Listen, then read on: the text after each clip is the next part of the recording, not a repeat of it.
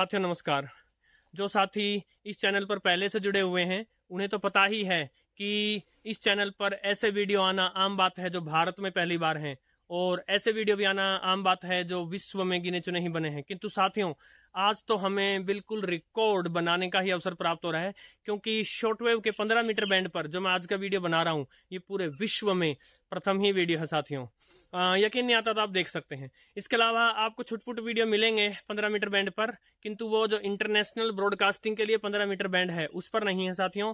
वो हैम रेडियोस के लिए जो 15 मीटर बैंड में फ्रीक्वेंसी लोकेट की गई है उस पर है साथियों।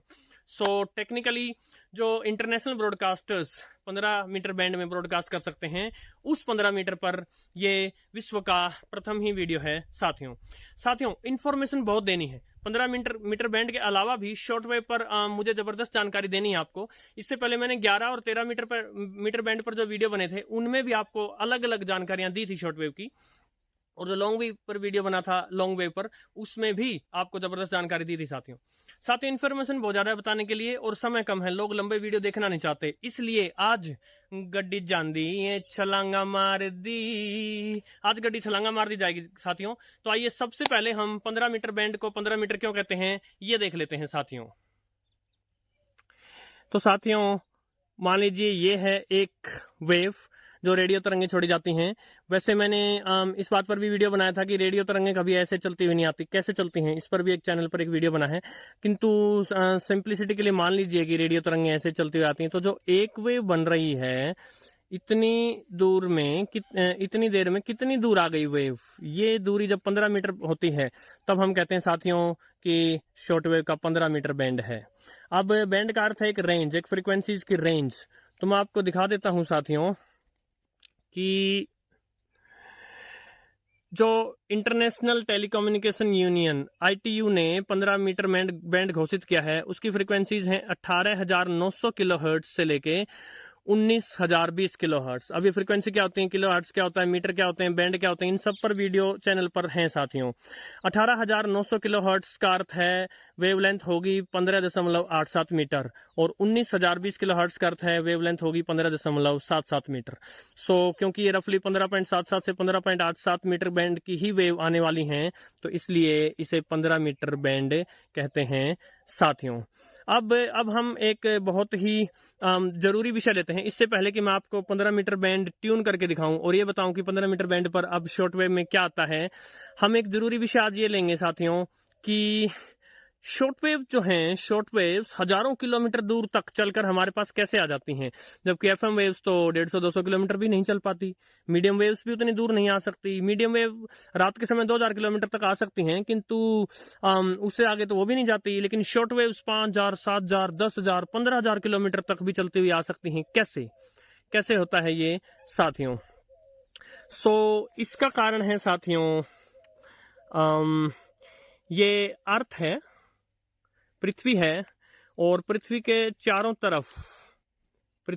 तरफ आप जानते हैं हवा ही हवा है, वायु है, उसमें अलग अलग प्रकार की गैसें हैं। सो जब हम पृथ्वी से ऊपर उठते हैं साथियों, तो 50 किलोमीटर, पृथ्वी से 50 किलोमीटर ऊपर जाकर और फिर पृथ्वी से 1000 किलोमीटर ऊंचाई तक, यानी 50 किलोमीटर से लेके 1000 किलोमीटर तक के बीच का जो वायुमंडल का भाग है साथियों, उसे आयनोस्फीयर कहा जाता है। उसमें कई लेयर हैं, हम थोड़ी देर में इन लेयर्स के बारे में जानेंगे। यही हैं जो शॉर्ट वेव्स को हमारे तक पहुंचाती हैं। किंतु उससे पहले मैं आपको बताना चाहता हूं ये आयनोस्फीयर क्या है साथियों। आयनोस्फीयर में आयंस होते हैं। अब सबसे पहले मैं आपको बड़ी सरल भाषा में ये बताना चाहूंगा कि आयंस क्या होते हैं साथियों। कोई भी पदार्थ, जैसे मान लीजिए एक चौक का टुकड़ा है, हम सभी ने कभी ना कभी शिक्षा ग्रहण करी, हम स्कूलों में पढ़े हैं, तो हम चौक को जानते हैं साथियों। वो आपको चौक का एक टुकड़ा नजर आता है साथियों, लेकिन उसको आप पृथ्वी पर गिरा करके और यदि पांव से मसल देंगे तो वो चूरा चूरा बन जाएगा। इससे आपको ये पता चला कि जो हमें एक टुकड़ा नजर आ रहा था वो असल में छोटे छोटे कणों को मिलाकर बना था। किंतु साथियों यदि उन कणों में से भी आप किसी एक छोटे से कण को उठाएं तो आप हैरान हो जाएंगे, इसको कई अरब खरब गुना और छोटा किया जा सकता है साथियों। किसी भी पदार्थ को छोटा किया जा सकता है। तो मान लीजिए आप एक लोहे के टुकड़े को तोड़ते छोटा कर रहे हैं, छोटे करते एक हद आ जाएगी साथियों, उससे छोटा आप उस लोहे के टुकड़े को नहीं कर पाएंगे। तो वो जो छोटे से छोटा कण लोहे का जो निकल कर आएगा साथियों, वो लोहे का एक एटम कहलाएगा, परमाणु कहलाएगा। तो पूरा विश्व, हर पदार्थ जो है वो छोटे छोटे कणों से बना है, ये एटम्स हैं। कभी कभी एटम्स अकेले नहीं रह पाते, उनको दूसरे एटम्स का सहयोग चाहिए, उनसे बॉन्ड बना लेते हैं वो, तो इस प्रकार मॉलिक्यूल्स बनते हैं साथियों। तो जितने भी पदार्थ इस संसार में हैं या तो एटम्स से बने हैं या मॉलिक्यूल से बने हैं साथियों, और ज्यादा डिटेल में मैं नहीं जाना चाहता। अब कोई भी एटम साथियों मुख्यतः 3 कणों से बना है, प्रोटॉन, न्यूट्रॉन, इलेक्ट्रॉन। प्रोटॉन पर पॉजिटिव चार्ज रहता है साथियों, न्यूट्रॉन पर कोई चार्ज नहीं रहता और इलेक्ट्रॉन पर नेगेटिव चार्ज होता है साथियों। तो किसी एटम का एक गोला मान लीजिए, तो उस गोले के सेंटर में, जैसे मान लीजिए बेर के सेंटर में उसकी गुठली होती है, इसी प्रकार उस गोले के सेंटर में रहते हैं प्रोटॉन और न्यूट्रॉन, और उसके बाहर चारों तरफ चक्कर काट रहे होते हैं इलेक्ट्रॉन। तो साथियों कुछ पदार्थ ऐसे होते हैं जिनमें जो ये इलेक्ट्रॉन चक्कर काट रहे हैं, इनमें जो सबसे आखिरी में जो चक्कर काट रहे हैं, सबसे आखिरी वाले इलेक्ट्रॉन, ये एटम से बहुत ही कमजोरी से बंधे होते हैं साथियों, और ये आसानी से बाहर निकल जाते हैं, फ्री हो जाते हैं। ऐसे पदार्थों को हम मेटल्स कहते हैं साथियों। सो आपका जो रेडियो का ट्रांसमीटर बनेगा, उसका एंटीना, या जो आपका रेडियो का रिसीवर है घर में आपके पास जो रेडियो है उसका एंटीना, ये सभी मेटल्स के बने हुए हैं साथियों। मैंने आपको एक वीडियो में बताया था एंटीना कैसे काम करता है साथियों। सो मेटल को जब करंट दिया जाता है एसी, जिस भी फ्रीक्वेंसी का आप इसको करंट देंगे उस फ्रीक्वेंसी की ये वेव्स छोड़ देगा साथियों। इसका उल्टा भी सच है, अगर उस फ्रीक्वेंसी की वेव्स हवा में है और यहाँ कोई मेटल का कंडक्टर रखा हुआ है तो उसमें करंट आ जाएगा साथियों। यही सिद्धांत है रेडियो तरंगों को छोड़ने का या उनको पकड़ने का साथियों। तो आयोनोस्फीयर में क्या है, जो हवा में गैसेज हैं, जैसे ऑक्सीजन गैस हो गई, नाइट्रोजन वगैरह, ये जो गैसेज हैं, इनके मॉलिक्यूल्स या एटम्स वहां इधर उधर घूम रहे हैं साथियों आयनोस्फीयर में। तो सूर्य से आने वाली हानिकारक किरणें, जिनको अल्ट्रावायलेट रेज कहते हैं, या और भी ज्यादा हानिकारक किरणें, कॉस्मिक रेज वगैरह, उनके टकराने से साथियों इन एटम्स पर जबरदस्त एनर्जी वाली तरंगें पड़ती हैं। उनसे इनके लास्ट के जो इलेक्ट्रॉन है साथियों वो निकल के भाग जाते हैं। तो जो उस एटम का पीछे जो हिस्सा बच गया साथियों, ये पॉजिटिवली चार्ज्ड है, क्योंकि किसी भी एटम में प्रोटॉन और न्यूट्रॉनों की संख्या प्रोटॉन और इलेक्ट्रॉनों की संख्या बराबर होती है, यानी जितना पॉजिटिव चार्ज होता है उतना ही नेगेटिव चार्ज होता है साथियों। किंतु अगर इलेक्ट्रॉन भाग जाएंगे तो पीछे प्रोटॉन फालतू बच जाएंगे, यानी इलेक्ट्रॉनों के जाने के बाद जो पीछे एटम बच जाता है उसे आयन कहते हैं साथियों। सो जो 50 किलोमीटर से लेकर 1000 किलोमीटर तक मैंने आयनोस्फीयर बताया पृथ्वी के ऊपर वायुमंडल में, इसमें आयन्स बनते हैं और जो इलेक्ट्रॉन्स फ्री हो चुके हैं वो इधर उधर घूम रहे होते हैं साथियों। सो अलग अलग लेयर्स बनती हैं दिन के या रात के अलग अलग समय में, उन लेयर्स पर मैं अब आता हूं साथियों। सो इस आयनोस्फीयर में जो अलग अलग लेयर्स बन रही है साथियों, उनमें से एक है डी, एक है ई और एक है एफ।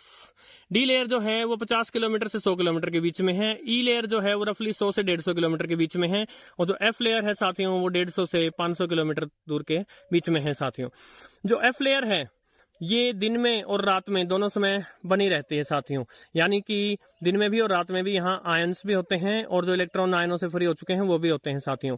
डी लेयर जो है ये दिन में ही बन पाती है साथियों, रात को बहुत कमजोर हो जाती है। दिन में इसको सूर्य की किरणें चाहिए, जो गैस के मॉलिक्यूल्स हैं उनको सूर्य की किरणें चाहिए होती हैं साथियों, ताकि वो उनसे टकरा करके और इलेक्ट्रॉन से अलग हो जाए उनसे साथियों।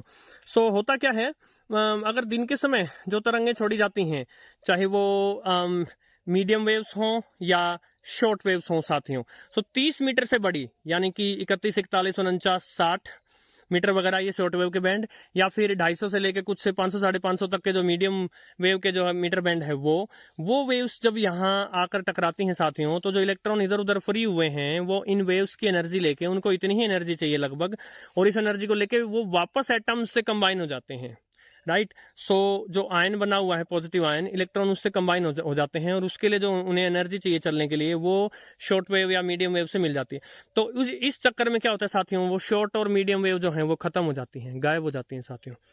सो इसलिए दिन के समय आप देखेंगे मीडियम वेव का प्रसारण कुछ अच्छा नहीं होता। वैसे मीडियम वेव जो हैं वो ग्राउंड पर चलती हुई आती हैं, लेकिन मीडियम वेव्स आयनोस्फीयर से टकराकर भी आती हैं, और जब मीडियम वेव्स बहुत दूर पहुंचती हैं, 2-2 हजार किलोमीटर पहुंचती हैं, तब वो ग्राउंड के सहारे नहीं अपितु आयनोस्फीयर से टकरा के आई हुई होती हैं साथियों।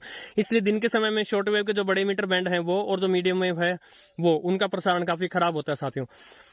जो इससे ऊपर ई लेयर है साथियों, ई लेयर वैसे कुछ विशेष काम की नहीं है, लेकिन ई लेयर का एक फायदा हो सकता है साथियों, कभी कभी मौसम की विशेष परिस्थितियां बनती हैं जिनमें ई लेयर बहुत ही ज्यादा आयनाइज हो जाती है साथियों। उस समय जो एफएम तरंगें अगर ऐसे हवा में आकर यहाँ तक पहुंच गई हैं, तो एफएम तरंगें जबरदस्त मल्टीपल रिफ्लेक्शन होती हुई दूर दूर तक पहुंच सकती हैं साथियों। यही वो मौसम की विशेष परिस्थितियां हैं जिनके बनने पर जो मेरे पास D808 रेडियो है उसने चीन के एफएम पकड़ डाले थे साथियों। इसके अलावा जो एफ लेयर है, ये दिन में और रात में दोनों समय बनती है। ये एफ लेयर ही है साथियों जो शॉर्ट वेव्स छोड़ी गई हैं वो इससे टकराकर और वापस पृथ्वी पर टकराती हैं, और फिर इससे टकराकर फिर पृथ्वी पर, और फिर इससे टकराकर फिर पृथ्वी पर। तो पृथ्वी के एक हिस्से से पहुंचती हुई साथियों, एक हिस्से से शुरू होकर और मल्टीपल रिफ्लेक्शंस होती हुई साथियों दूसरे हिस्से तक पहुंच जाती हैं। तो हजारों हजार किलोमीटर दूर है जो साथियों वो वेव से पहुंच जाती हैं। और ऐसा इसलिए संभव हो पाता है साथियों क्योंकि जब शॉर्ट वेव्स जाकर एफ रीजन के जो इलेक्ट्रॉन फ्री हुए पड़े हैं उनसे टकराती हैं साथियों, तो वो इलेक्ट्रॉन इधर उधर चलने लगते हैं और ठीक वैसा ही करंट सा बन जाता है जैसा कि ट्रांसमीटर के एंटीना को दिया गया है। यानी एक प्रकार से ये इलेक्ट्रॉन्स अब ट्रांसमीटर एंटीना का काम करेंगे, या फिर आप ऐसे कह सकते हैं इनसे रिफ्लेक्ट होकर आ जाती हैं साथियों। सो एफएम वेव्स में ऐसा नहीं हो सकता। एफएम वेव्स अगर आपने ऊपर छोड़ी तो वो सीधा ही निकल जाएंगी, राइट। सो ये सिर्फ शॉर्ट वेव्स में ही संभव है साथियों। मीडियम वेव्स में संभव है लेकिन रात को। तो शॉर्ट वेव के जो छोटे मीटर बैंड हैं वो दिन में भी यहाँ एफ लेयर से टकरा कर आ जाएंगे, और रात को तो छोटे बड़े सारे मीटर बैंड जो हैं उनकी वेव्स यहाँ से टकरा कर आ जाएंगे साथियों। इसीलिए एफएम बहुत दूर तक नहीं सुना जा सकता, लेकिन शॉर्ट वेव और रात को मीडियम वेव बहुत दूर तक सुने जा सकते हैं साथियों। तो आइए अब इतनी सारी जानकारी जानने के बाद हम प्रयास करते हैं ये देखने का कि आखिर 15 मीटर बैंड में आता क्या है साथियों। वैसे 15 मीटर बैंड को ट्यून करने से पहले एक बात बता देना चाहूंगा साथियों, हम प्राय जिक्र करते हैं कि करंट इधर से चलता है उधर से चलता है, ट्रांसमीटर एंटीना को करंट दिया उसमें करंट चला, ये वो। साथियों मैंने एक वीडियो बनाया था जिसमें मैंने बताया था कि करंट कभी चल ही नहीं सकता, उसका लिंक डिस्क्रिप्शन में है साथियों। भारत छोड़िए, भारत में ऐसा कोई वीडियो बना ही नहीं है, पूरे विश्व में ऐसे वीडियो दुर्लभ हैं साथियों, उसको आप अवश्य देखिएगा। अब 15 मीटर बैंड को साथियों मैं उजड़ा चमन भी कह सकता हूं, जिसमें लगभग 9 के बराबर ब्रॉडकास्टर्स हैं साथियों। 15 मीटर बैंड के हालात पर मुझे उस गीत की 2 पंक्तियां याद आती हैं साथियों। कोई नहीं है फिर भी है मुझको, क्या जाने किसका इंतजार। पर ऐसा नहीं है साथियों कि 15 मीटर बैंड पर कुछ भी नहीं है, कुछ तो है वहां, और उसको ही अब मैं दिखा रहा हूं लाइव आपको, और उसी के साथ ही ये वीडियो समाप्त भी हो जाएगा साथियों। लेकिन इस बात पर कि कोई तो है वहां, एक मदन मोहन साहब के अमर गीत की 2 पंक्तियां और याद आ गई हैं साथियों। कौन आया मेरे मन के द्वारे, पायल की झनकार लिए कौन आया। तो 15 मीटर पर कौन आया साथियों देखिएगा। तो साथियों जैसा कि मैंने बताया, शॉर्टवेव का जो 15 मीटर बैंड है बहुत ही कम एक्टिव है। इनफैक्ट जहां तक मेरी जानकारी है अभी इस बैंड पर सिर्फ 2 ही फ्रीक्वेंसी विश्व भर में एक्टिव हैं, 18,900 और 18,970। और गेस कीजिए किसकी हो सकती हैं? Who else? चाइना।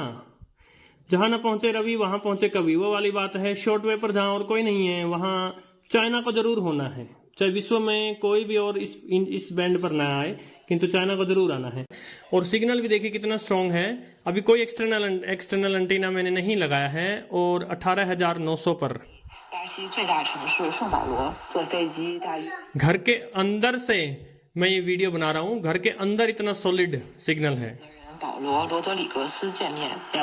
क्योंकि छोटा सा ही बैंड है, मैं फटाफट से इसको स्कैन करते हुए चलता हूँ। 970 पर फिर से चाइना आने वाला है, उससे पहले या उससे बाद में 19,020 तक कोई नहीं आएगा।